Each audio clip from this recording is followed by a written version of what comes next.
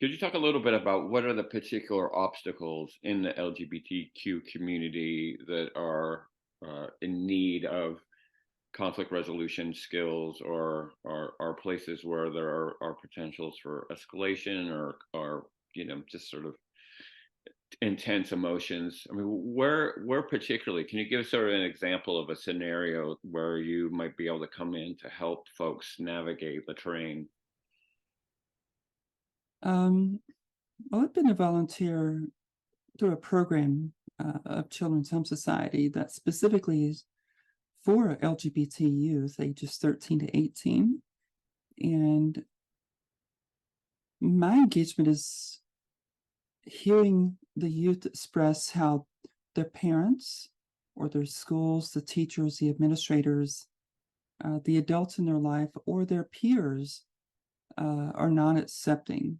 And so addressing that insecurity, that fear that comes up around not feeling included, feeling an outcast, yet all children feel to be an outcast at some point in their life, um, around finding acceptance of themselves and being less engaged in what the politicians or the politics or the policies are.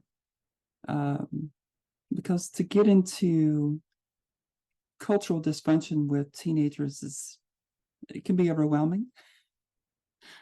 So we just address the feelings, the emotions that come up, which also includes the perceptions that they have, in reframing those perceptions.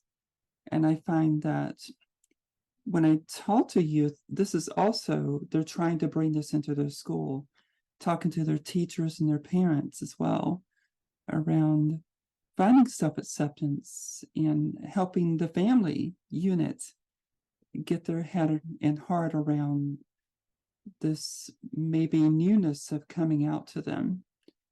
And, if it's a trans kid, for example, it's not just the kid or the young adult that is transitioning, the whole family goes through that transition. And so finding ways to see the beauty in this transition or this coming into being is, I think, the work in itself. And I think that this work is needed in the schools.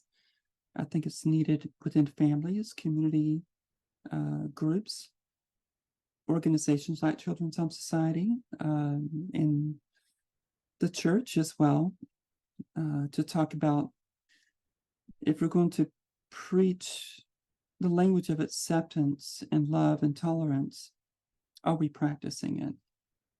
And so I think that is the bigger work to be done before we get into, or maybe in concert with, addressing policies that are being passed state after state that would be exclusionary of trans or queer people.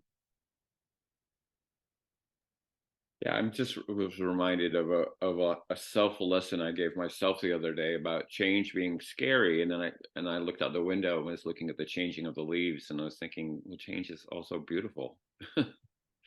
It doesn't have to be frightening. It can be something that's celebrated because it's one thing goes and another thing takes its place. So